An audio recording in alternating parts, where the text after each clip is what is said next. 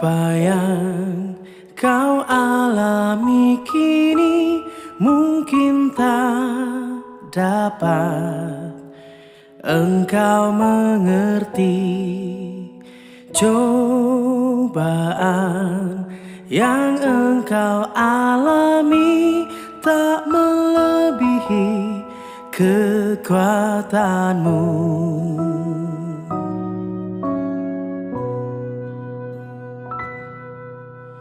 Tuhanmu tak akan memberi ular beracun pada yang minta roti. Satu hal tanamkan di hati, indah semua yang Tuhan beri.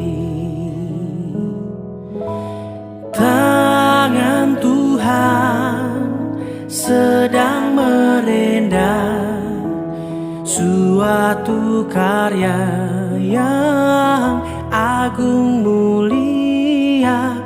Saatnya kan tiba nanti, kau lihat pelangi kasih-Nya.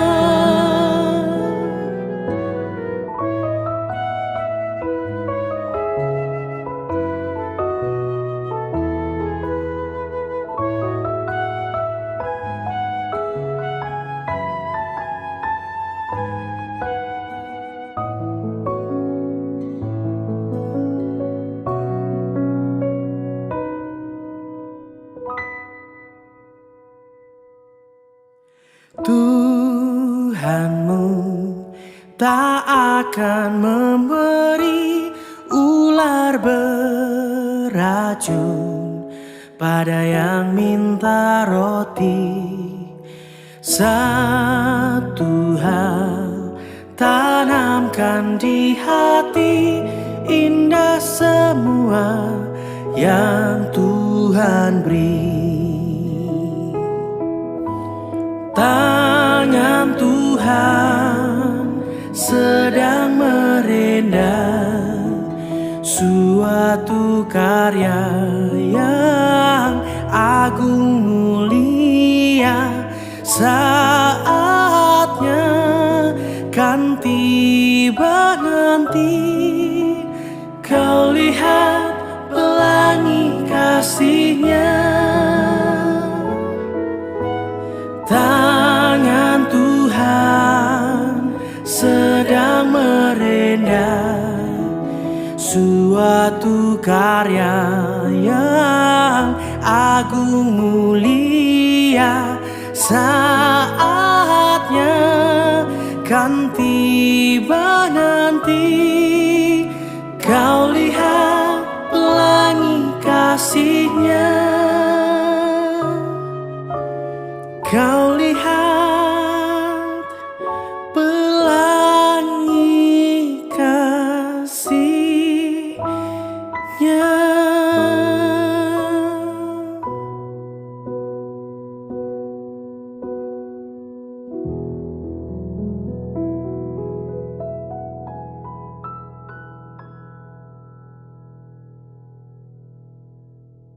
Shalom saudara-saudari, kita kembali mengikuti ibadah online kita minggu ini yang saya percaya ada tuntunan Tuhan dan ada kuasa Tuhan juga. Yuk kita mulai dengan doa dulu. Bapa, terima kasih oleh karya Tuhan Yesus, kami telah diberikan Roh Kudus dan dijadikan anak-anak Bapa, sehingga kehidupan kami nggak pernah sendiri, selalu disertai dan tidak pernah ditinggalkan. Sebab itu hari ini pun juga adalah bagian dari penyertaan Tuhan untuk memberikan kami tuntunan, pewahyuan, dan kuasa Tuhan, sehingga kami hidup di dalam kemenangan yang telah Yesus Tuhan kami sediakan. Berfirmanlah, tuntun kami, buka hati kami siap terima. Di dalam nama Yesus, mari kita yang siap katakan, amin. Oke, saudara-saudari, kita mulai aja. Hari ini temanya adalah Malta. Apa itu Malta? Saudara-saudari, saya bawa dulu kepada latar belakangnya. Ya, ini adalah cerita tentang Paulus dalam Kisah Para Rasul. Paulus saat itu adalah dalam perjalanan ke Roma. Kenapa dia ke Roma? Karena dia didakwa. Ya, didakwa bukan dengan benar, tapi didakwa dengan, ya, saudara-saudari, karena kecemburuan, oleh bangsanya, pemimpin agama, orang-orang kaum Farisi dan Taurat, sehingga akhirnya dia naik banding. Karena dia warga negara Roma, dia harus naik banding ke Roma. Sehingga perjalananlah dari Yerusalem ke Roma, menaikin kapal laut saat itu. Dan dalam perjalanan ini adalah mau memasuki musim dingin. Sehingga ketika mereka sampai suatu tempat di Lasea, Paulus menasihati mereka untuk jangan berangkat, diam di situ. Karena sedang memasuki musim dingin dan juga cuaca pun keadaan alam sudah tidak bagus, tetapi mereka nggak mau karena di situ pelabuhan di situ adalah kurang baik ataupun kurang layak gitu. Mereka maunya di pulau besar ataupun juga di pelabuhan besar. Mereka menuju pada Kreta. Ya, pulau Kreta ada pelabuhan yang besar, kata mereka lebih baik dan mereka mau ke situ. Tapi ketika mereka dalam perjalanan ke situ, topan badai datang. Yang mereka lakukan kemudian akhirnya mereka nggak bisa mengendalikan perahu mereka, kapal mereka. Akhirnya mereka membiarkan itu terombang-ambing, lalu mereka mulai setelah beberapa saat, berapa lama, berapa hari nggak bisa lagi melihat alam ataupun sudah gelap, badai terus berlangsung, mereka mulai membuang muatan mereka. Ya, ini ala kapal dagang, muatannya dibuang. Tetapi masih nggak bisa juga, masih terombang-ambing, saudara-saudari. Anda bayangkan berhari-hari. Ya. Kemudian mereka mulai membuangi barang-barang mereka. Ya, barang-barang kepunyaan, barang-barang pribadi mereka. Tujuannya untuk meringankan kapal itu, ya, supaya jangan tenggelam. Nah, kemudian pada akhirnya, ya, Paulus dipimpin oleh Tuhan dan akhirnya menyatakan bahwa mereka tidak akan binasa, tapi hanya akan terdampar. Perahunya akan karam ia. Ya, lalu sebab itulah mereka akhirnya terakhir mereka membuang semua muatan, termasuk bahan makanan, supaya mereka bisa ringan, dan ketika pada akhirnya mereka melihat bahwa mereka sudah mendekati suatu pantai, pulau, mereka mengaramkan kapal itu. Kapal itu sudah nggak mungkin lagi, akhirnya mereka karamkan supaya mereka tidak tertabrak dan bisa mendarat di pulau itu. Nah, inilah ceritanya, saudara. Ya, kita baca dari Kisah Para Rasul 28 ayat 1 sampai 10. Dikatakan begini, Anda dengerin karena perlu perhatian supaya kita bisa ngikutin, ya. Setelah kami tiba dan selamat di pantai, barulah kami tahu bahwa daratan itu adalah Pulau Malta. Penduduk pulau itu sangat ramah kepada kami. Mereka menyalakan api besar dan mengajak kami semua yang ada di situ ke situ karena telah mulai hujan dan hawa dingin, saudari. Ya, oke. Lalu kemudian, ketika Paulus membungkus seberkas ranting-ranting dan meletakkan di atas api, keluarlah seekor ular beludak karena panasnya api itu, lalu menggigit tangannya. Ketika orang-orang itu melihat ular itu terpaut pada tangan Paulus, mereka berkata seorang kepada yang lain, orang ini pasti seorang pembunuh, sebab meskipun ia telah luput dari laut, ia tidak dibiarkan hidup oleh Dewi Keadilan. Tapi Paulus mengibaskan ular itu ke dalam api dan ia sama sekali tidak menderita sesuatu. Namun mereka menyangka bahwa ia akan bengkak dan akan mati rebas ketika itu juga. Tetapi sesudah lama menanti-nanti, mereka melihat tidak ada apa-apa yang terjadi padanya. Maka sebaliknya, mereka berpendapat bahwa ia seorang dewa. Tidak jauh dari tempat itu ada tanah milik gubernur pulau itu. Gubernur itu namanya Publius. Ia menyambut kami dan menjamu kami dengan ramahnya selama 3 hari. Ketika itu ayah Publius terbaring karena sakit, demam, dan disentri. Paulus masuk ke kamarnya, lalu ia berdoa serta menumpangkan tangannya ke atasnya dan menyembuhkan dia. Sesudah peristiwa itu, datanglah juga orang-orang sakit dari pulau itu dan mereka pun disembuhkan juga. Mereka sangat menghormati kami. Ketika kami bertolak, mereka menyediakan segala sesuatu yang kami perlukan. Demikianlah ceritanya, saudari. Anda sudah tahu apa yang terjadi di Malta, jadi Anda sudah punya bayangan di sini, ya. Nah, apa yang kita mau melihat dari sini, ya, saudara-saudari, ya, bahwa Paulus mengalami yang tidak layak yang dia alamin. Karena cerita ini semua tentang berbicara Paulus. Paulus yang dituntun oleh Roh Kudus, dipenuhi oleh Roh Tuhan, saudara.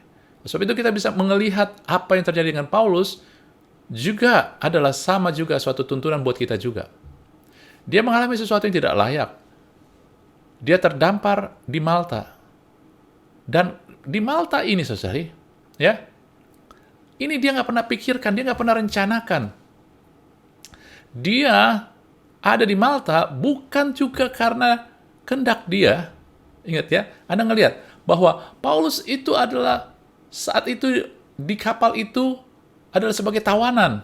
Berarti kenapa ditawan? Dia dituduh palsu oleh bangsanya sendiri. Dia anggap bangsanya sendiri. Anda bayangkan nggak, ketika Anda dikhianati, itu luka nggak? Sedih nggak? Ini yang dialami Paulus. Bangsanya sendiri mengkhianati dia. Itu suatu keluka dan kepedihan buat dia sendiri. Kemudian ketika dia ada di Malta, ataupun itu bukan kehendak dia. Dia sudah bilangin kepada nakoda kapal, jangan berangkat. Tetapi nggak didengerin. Sehingga akhirnya melalui masa-masa sulit di tengah laut, dan akhirnya terdampar. Artinya keadaan dia di Malta bukan karena dia, bukan keputusan dia. Amin. Tetapi dia terdampar. Dia udah peringatin. Dan yang terjadi kemudian adalah barang-barang dia hilang. Waktu dia mau berangkat ke Roma, dia bawa banyak barang. Tapi harus dibuang, hilang, saudara. Dan kemudian saat itu Anda lihat tadi, mereka kedinginan pastinya. Itu musim dingin kan. Lalu mereka berenang dari kapal yang karam sampai ke pantai. Anda pikir, dingin nggak? Saat itu juga hujan. Saudara-saudari, Malta adalah tempat di mana Paulus terperangkap. Dia nggak bisa apa-apa lagi. Ada di situ, mau nggak mau.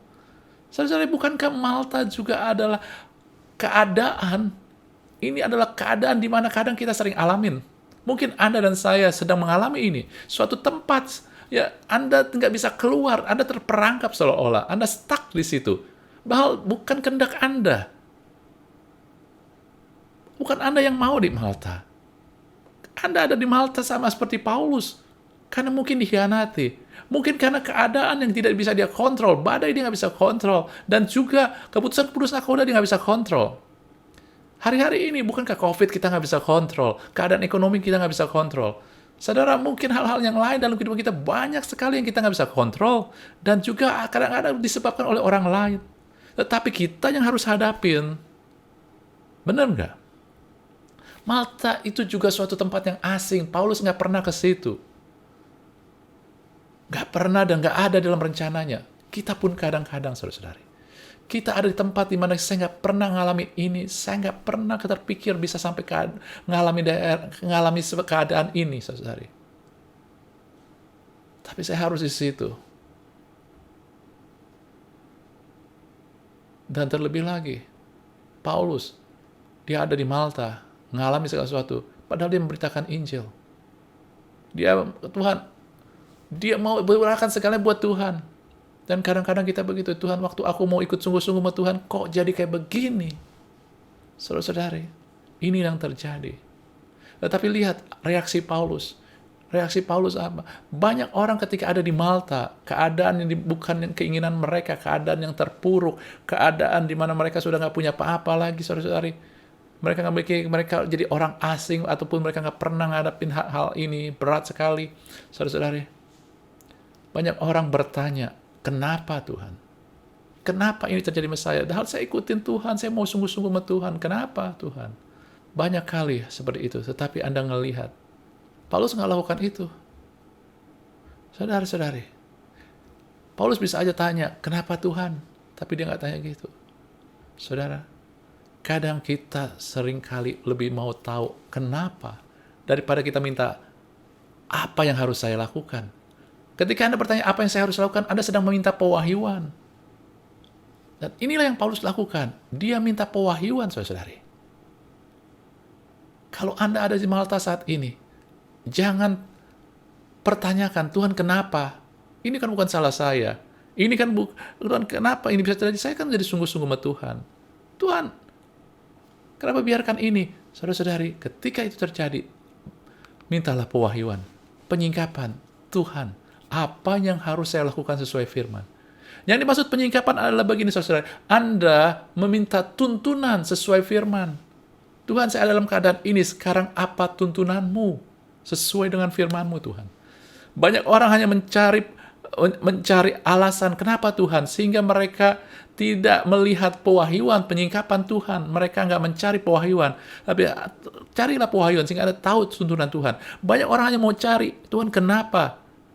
Sehingga akhirnya ketika Anda mencari, melihat kenapa, akhirnya Anda ngelihat ke belakang. Dan yang terjadi ketika Anda melihat ke belakang adalah penyesalan. Harusnya saya nggak ambil keputusan itu. Harusnya saya nggak lakukan itu. Ataupun yang lain. Seharusnya saya nggak bergaul sama orang tersebut. Apapun yang lain. Tetapi ketika Anda melihat pewahyuan, Anda akan terus berani melangkah ke depan.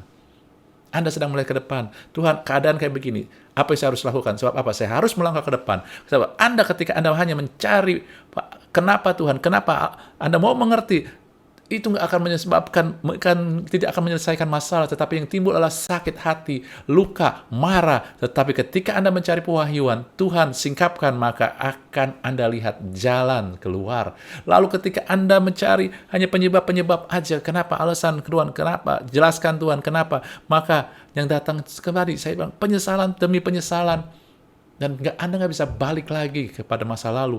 Tapi ketika Anda mendapat pewahyuan, itu akan membangkitkan harapan dan membuat Anda punya kekuatan kembali, saudara. Amin. Ini yang Paulus hadapi dan Paulus lakukan, saudara. Kemudian Anda ngelihat, ya, sesudah itu, orang-orang dari tadi, Kisah Para Rasul 28 ayat 2, orang-orang kemudian menyalakan api unggun. Karena sedang hujan dingin. Saudara-saudari, kita ngelihat apa yang dilakukan Paulus saat itu, saudara. Ya, ketika orang-orang menyalakan api unggun, saudara-saudari, kemudian Paulus, ya, memungut seberkas ranting, meletakkan di atas api. Kita cukupi sampai situ dulu. Ya, di ayat 3, Paulus mulai. Saudara-saudari, banyak orang ketika ada di Malta, mereka mau hanya duduk diam, Tuhan, aku tunggu sampai pertolongan Tuhan datang. Saudara-saudari, ketika kita ada di Malta kita, Malta adalah lambang daripada keadaan yang bukan kita harapkan, saudara-saudari. Ketika kita ada di Malta kita, lakukanlah seperti Paulus. Dia melakukan apa yang dia bisa. Saat itu mereka sedang membangun api unggun, membuat api unggun. Paulus membantu mereka. Jadi ketika Anda ada di Malta, lakukan aja apa yang bisa kita lakukan, walaupun kecil. Jangan komplain. Jangan mempertanyakan, Tuhan, dulu saya bisa usaha dapat segini, sekarang boro-boro, Tuhan. Lakukan apa yang bisa kita lakukan. Amin. Nah, ini dia. Tapi ketika Paulus lakukan apa yang dia lakukan, tiba-tiba ada ular beludak keluar dan menggigit tangan dia. Saudara-saudari, kadang sudah kita lakukan yang benar, yang bisa kita lakukan, masalah tetap datang lagi. Anda ngelihat, masalah datang lagi. Buat Paulus, ular menggigit tangan dia, saudara-saudari. Dan apa tahu, ketika ular gigit tangan dia, terdengarlah suara-suara, orang ini pasti berdosa, orang ini pasti jahat. Saudara, ketika Anda mengalami masa-masa sulit, kadang yang datang adalah kesulitan lagi, kadang. Dan dengarlah suara, keluarlah suara-suara berisik-berisik, gosip-gosip. Masa sih anak Tuhan dia bisa ngalami kejadian gitu? Masa sih, ya kalau anak Tuhan dia bisa ditipu kayak begitu? Masa sih dia kena bisa musibah? Kalau dia nggak ada dosa sih nggak mungkin. Kan tulah nggak mendekat ke rumahnya. Masa bisa terjadi? Saudara, ketika Anda ngalami Malta, sama seperti Paulus. Apa yang Paulus lakukan ketika orang mulai ngomong, wow, pasti Paulus dengar bisik-bisik mereka. Mereka ngumpulkan di api unggun. Mereka dengar bisik-bisiknya. Paulus marah, terangin. Kalian nggak tahu ya, kalau saya jadi tawanan bukan karena saya ini dikhianati. Mungkin dia bisa aja lakukan itu, tapi dia tidak lakukan. Saudari. Apa yang dia lakukan? Di ayat 5 dikatakan tetap, tapi Paulus mengebaskan ular itu. Ini suatu pewahyuan dari Tuhan. Paulus mengebaskan saudara-saudari ketika kita ada di Malta, orang mulai membisikkan suara-suara negatif. Saudara-saudari, kebaskan itu. Mungkin suara-suara negatif itu juga ada di panah-panah yang muncul di pikiran kita. Suara-suara yang ada di pikiran kita. Kebaskan itu. Mungkin juga hal-hal yang negatif itu akhirnya membuat emosi kita jadi negatif. Kebaskan itu, saudara-saudari. Ketika Anda ada di Malta, kebaskan, singkirkan suara dan emosi negatif. Pikiran yang negatif, emosi negatif, kebaskan. Kebaskan artinya singkirkan. Anda jangan mau terobsesi. Anda jangan mau membesar-besarkan itu. Mungkin datang suara itu, mungkin ada muncul emosi itu, tapi jangan Anda ladenin. Jangan Anda kembangkan. Itu namanya kebaskan. Amin, saudara-saudari. Dan Anda ngelihat sendiri, ya, orang-orang yang menyangka Paulus akan mati, tiba-tiba mereka ngelihat, kok nggak mati-mati ini orang? Lalu mereka bilang, wow, ini pasti dewa. Anda ngelihat kan? Manusia, pandangan manusia nggak bisa kita jadikan kita patokan. Sehari dia bilang, ini orang yang diurapi. Ya, dia bilang sama Yesus, Hosana. Hari kemudian salibkan dia. Saudara, manusia, perkataan manusia, hari ini dia bilang, Anda luar biasa, besok dia bilang, Anda itu bodoh. Nggak usah dengerin suara manusia. Ataupun juga jangan jadi patokan. Ya, kalau nasihat, oke, Anda bisa dengerin orang-orang yang berhikmat, yang takut Tuhan. Tetapi kalau dari Tuhan, Anda harus hanya dengerin Tuhan. Pandangan manusia nggak bisa jadi patokan kita. Oke? Nah, saudara-saudari, sebelumnya, ya, kita ngelihat iblis menyerang, ular ini lambang iblis menyerang Paulus. Tetapi ketika Paulus dilindungi Tuhan, dia nggak mati, maka mereka kagum sehingga terbukalah kesempatan. Mereka jadi kagum, mereka undang Paulus ke rumah gubernur Malta saat itu, Publius, dan dikasih pesta jamuan 3 hari 3 malam. Anda ngelihat kenapa mereka diundang sampai dijamu luar biasa, dihormati? Karena Paulus digigit ular, saya percaya, dan itu nggak pernah terjadi. Orang yang digigit ular beludak, ular yang bisa pasti mati. Nggak mati orangnya, nggak pernah terjadi. Saudara ngelihat nggak? Ketika kita bereaksi benar, saudara-saudari, itu akan masa-masa sulit, keadaan yang sulit, keadaan yang sukar, rancangan-rencana iblis, ketika kita bereaksi benar, itu akan membuka pintu kesempatan bagi kita. Reaksi kita lah yang penting, saudara-saudari. Kita nggak bisa kontrol ular bisa menggigit kita apa enggak. Kita nggak bisa kontrol, saudara-saudari, keadaan COVID, ataupun juga niat-niat orang yang mau menipu kita, ataupun hal-hal orang lain yang membuat jahat sama kita. Tetapi kita bisa kontrol reaksi kita. Ketika kita kontrol reaksi kita dengan benar, maka hal-hal yang dilakukan oleh orang yang jahat sekalipun, Tuhan ubah menjadi kebaikan buat kita. Roma 8:28 katakan gitu. Ketika kita mulai bereaksi benar, maka Tuhan mengubah apa yang dirancangkan oleh si jahat menjadi kebaikan buat kita. Membuka pintu kesempatan buat kita. Dan datanglah pintu kesempatan, mereka diundang. Mereka diperlakukan dengan layak, dihormati 3 hari. Saudara. Sesudah 3 hari, saudara, kemudian di situ juga Paulus ngelihat, ada orang yang sakit. Dia nggak tinggal diam. Kemudian dia tanya, siapa itu, kira-kira kayak begitu.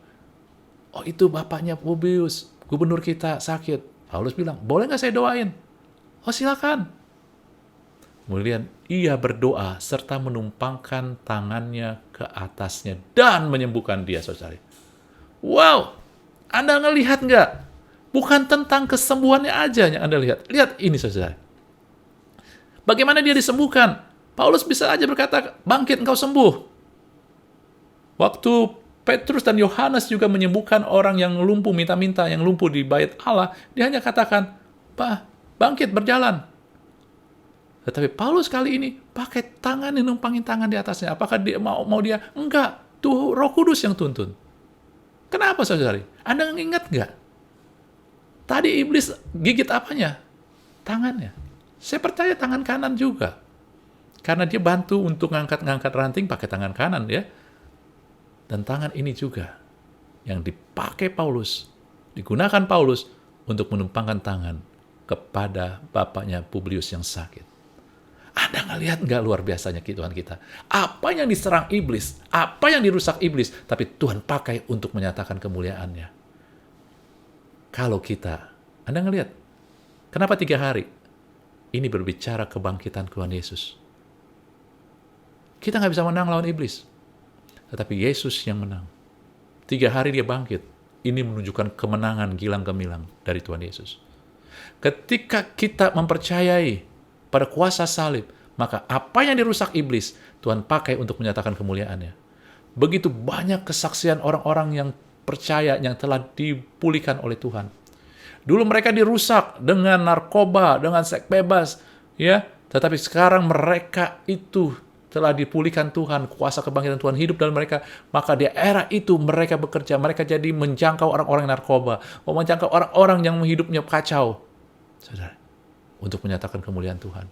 Mungkin hari ini kita ada di Malta, dan Malta kita adalah area yang diserang iblis, adalah sesuatu yang kita pikir nggak pernah orang alami. Tapi saya mau katakan, ketika kita percaya sama Tuhan, maka Tuhan pakai apa yang diserang iblis, Tuhan pakai untuk menyatakan kemuliaannya. Jangan mulai mempertanyakan. Anda ngelihat kelanjutannya. Di ayat 9 kemudian, ketika mereka melihat itu, kemudian datanglah juga orang-orang sakit dari pulau itu. Dari mana? Dari Malta. Orang-orang sakit dari pulau Malta. Mereka pun disembuhkan juga.